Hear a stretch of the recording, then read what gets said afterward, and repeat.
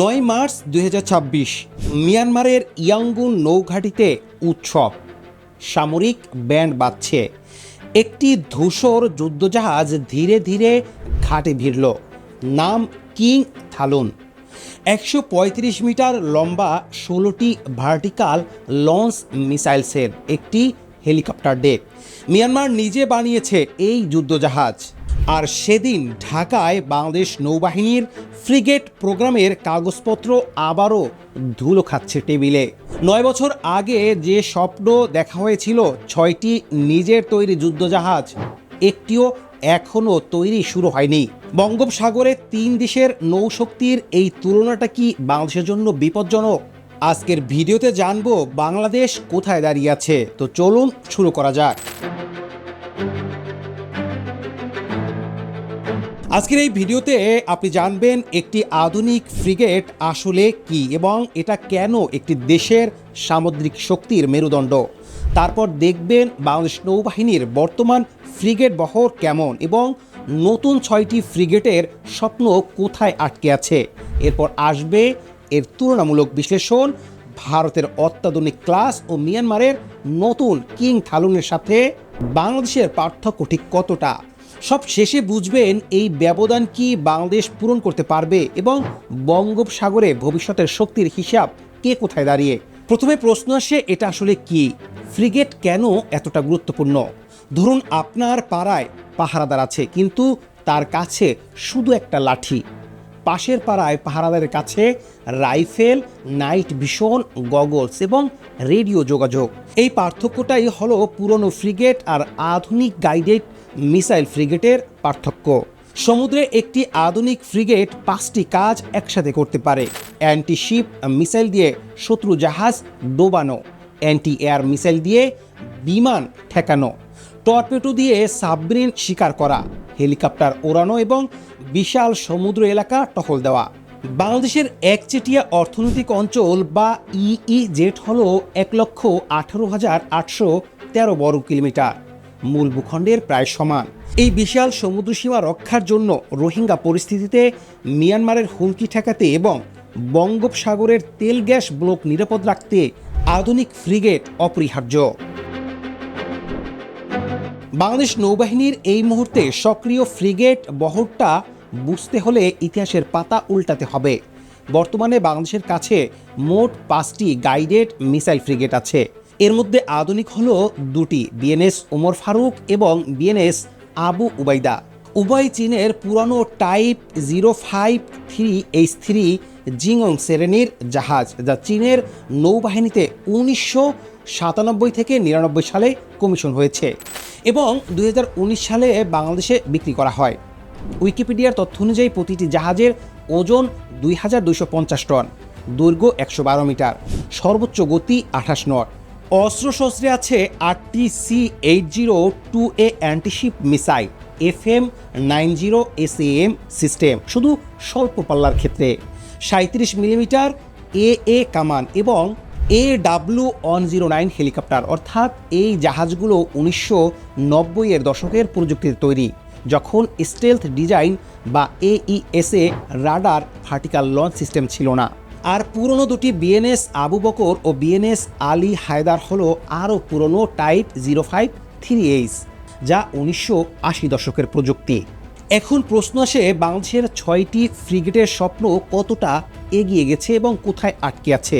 এই পুরনো জাহাজগুলোর বিকল্প হিসেবে 2017 সালে ফোর্সেস গোল 2030 এর আওতায় বাংলাদেশ বিমান বাহিনী ঘোষণা দেয় চট্টগ্রামের চিটাগং ড্রাই ডক লিমিটেড বা CDDL-এ নিজেরাই 6টি আধুনিক গাইডেড মিসাইল ফ্রিগেট তৈরি করবে। শিপার্ড মিডিয়ার নভেম্বর 2025-এর প্রতিবেদনে বলা হয়েছে এই 6টি ফ্রিগেটের মোট মূল্য আনুমানিক $2.5 থেকে $3 বিলিয়ন। পরিকল্পনা ছিল 3 ধাপে। প্রথম 2টি বিদেশে তৈরি হবে, পরের 2টি বাংলাদেশে বিদেশি তত্ত্বাবধানে তৈরি হবে এবং শেষ 2টি সম্পূর্ণ দেশীয়ভাবে। কিন্তু উইকিপিডিয়ার অনুযায়ী 2026-এর বিশ্লেষণ বলছে 2024 সালের সরকার পরিবর্তনের পরে পুরো পরিকল্পনাটি পুনর্বিবেচনার মুখে পড়ে আছে এবং নির্মাণ কাজ এখনও শুরু হয়নি। প্রাথমিকভাবে চীন, নেদারল্যান্ডস ও ইতালিকে শর্টলিস্ট করা হয়েছিল, কিন্তু চূড়ান্ত চুক্তি হয়নি। আর ঢাকা ট্রিবিউনের বিশ্লেষণ থেকে জানা গেছে 2018 সালের লক্ষ্যমাত্রা ছিল 2022 সালে প্রথম দুটি কমিশন হবে। সেই সময়সীমার 4 বছর পেরিয়ে গেছে। এবার একটু তুলনা করা যাক, ভারত এই মুহূর্তে কি ব্যবহার করছে। 30 এপ্রিল 2026 ভারতের প্রতিরক্ষা মন্ত্রণালয়ের প্রেস রিলিজে জানানো হয়েছে, নীলগিরি ক্লাস প্রজেক্ট 17A এর 6ষ্ঠ ফ্রিগেট মুম্বাইয়ের ম্যাগাজন ডক শিপইয়ার্ডে লিমিটেড থেকে নৌবাহিনীতে হস্তান্তর করা হয়েছে। উইকিপিডিয়ার তথ্য অনুযায়ী এই শ্রেণীর প্রতিটি জাহাজের ওজন 6670 টন। বাংলাদেশের ফ্রিগেটের প্রায় 3 গুণ, দৈর্ঘ্য 149 মিটার, সর্বোচ্চ গতি 32 নট। অস্ত্রশস্ত্রে আছে 32টি বারাক 4 দূরপাল্লার surface two air missile vertical launch system, 8টি বারাহমস সুপারসনিক ক্রুজ মিসাইল যার গতি শব্দের 3 গুণ, পাল্লা 450 kilometre, torpedo launcher, rocket launcher এবং 76 মিলিমিটার কামান। রাডার হিসেবে ব্যবহার করা হচ্ছে IAI এর ELM 2248। এটি একই সাথে শত শত লক্ষ্যবস্তুকে ট্র্যাক করতে পারে। ইলেকট্রনিক ওয়ারফেয়ার সিস্টেম, শক্তি সম্পূর্ণ দেশীয়। নাভাল নিউজ জানাচ্ছে P-7A শ্রেণীর 7টি ফ্রিগেটই 2026 সালের মধ্যে কমিশন সম্পূর্ণ হওয়ার পথে এবং ইতিমধ্যে 4টি সক্রিয়। এরপরেই ভারত আরও শক্তিশালী প্রজেক্ট 17B শ্রেণীর পরিকল্পনা করছে, যার প্রতিটি জাহাজের ওজন হবে 6700 থেকে 8000 টন এবং 48টির বেশি BLS সেল থাকবে। এখন আসি সবচেয়ে অস্বস্তির একটি তুলনায়। মিয়ানমার যে দেশটি আন্তর্জাতিক নিষেধাজ্ঞার মধ্যে আছে, যার অর্থনীতি বাংলাদেশের চেয়ে অনেক দুর্বল, সেই দেশটি নিজের দেশে নিজেরাই ফ্রিগেট বানিয়েছে। উইকিপিডিয়ার তথ্য অনুযায়ী কিং থালুন মিয়ানমারের থালুন ক্লাসের প্রথম জাহাজ 9 মার্চ 2026 কমিশন হয়েছে। 2017 সালে নির্মাণ শুরু হয়েছিল, অর্থাৎ 9 বছরে একটি ফ্রিগেট নির্মাণ সম্পন্ন হয়েছে। প্রযুক্তিগত বৈশিষ্ট্য, ওজন 3500 টন, দৈর্ঘ্য 135 মিটার, গতি 30 নট। অস্ত্রে আছে চীনা HPJ-26 7 মিলিমিটার নেভাল গান, 16টি VLS সেল, 3টি টাইপ 730B, 8টি antiship missile, torpedo launcher, RBU 600 anti submarine rocket এবং KA-28 helicopter day. Global defence কর্পোরেশনের প্রতিবেদনে জানা গেছে, এই জাহাজে চীনা ডিজাইন ও ভারতীয় BEL এর ASW সরঞ্জাম দুটোই আছে। আগের কিয়ান সিত্তা ক্লাসের 2টি ফ্রিগেট 3000 টন ওজনের এবং 8টি রাশিয়ান KH-35 অ্যান্টিশিপ মিসাইলে সজ্জিত। এখন দেখা যাক বাংলাদেশ, ভারত, মিয়ানমারের মধ্যে বাংলাদেশের অবস্থান কোথায়। ভারতের নীলগিরি ক্লাসের প্রতিটি জাহাজের ওজন 6670 টন। বাংলাদেশের সেরা ফ্রিগেটের ওজন 2250 টন, অর্থাৎ ভারতীয় ফ্রিগেট ওজনে 3 গুণ বড়।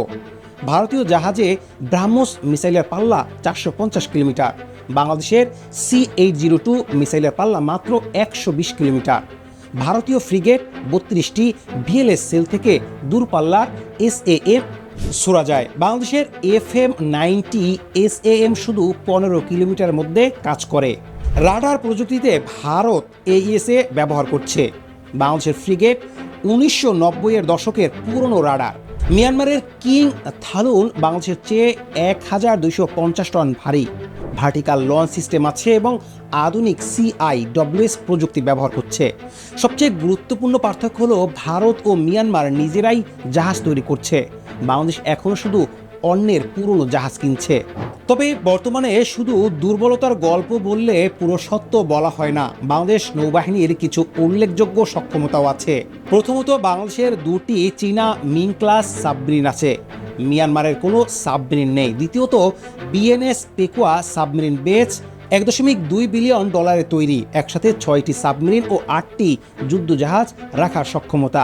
তৃতীয়ত, তুরস্কের সাথে BNS খালিদ বিন ওয়ালিদ ফ্রিগেট আধুনিকায়ন চুক্তি চলছে, যার মূল্য 650 কোটি টাকা, যা পুরনো জাহাজকে নতুন সক্ষমতা দিবে। উইকিপিডিয়ার বিশ্লেষণ বলছে, ফোর্সেস গোল 2030 পূর্ণ হলে নৌবাহিনীর সক্ষমতা 92 বেড়ে যাবে। বাংলাদেশের খুলনা শিপইয়ার্ড ইতিমধ্যে ছোট যুদ্ধজাহাজ তৈরির অভিজ্ঞতা অর্জন করছে। BNS শাহেদ ফরিদ এর মতো পেট্রোল ভেসেল এখন দেশেই তৈরি হচ্ছে। তাহলে বাংলাদেশ কি করলে এই ব্যবধান কমতে পারবে? প্রথমত, চুক্তি দ্রুত চূড়ান্ত করতে হবে। ঢাকা ট্রিবিউনের বিশ্লেষণ বলছে, নেদারল্যান্ডস, চীন ও ইতালি শর্টলিস্টে ছিল। এখন নতুন সরকারের আমলে এই তালিকা পুনর্বিবেচনা হচ্ছে, কিন্তু প্রতিটি বিলম্বের মানে হলো ভারত ও মিয়ানমার আরও এগিয়ে যাচ্ছে। দ্বিতীয়ত, প্রযুক্তি নির্বাচনে বিজ্ঞতার দরকার।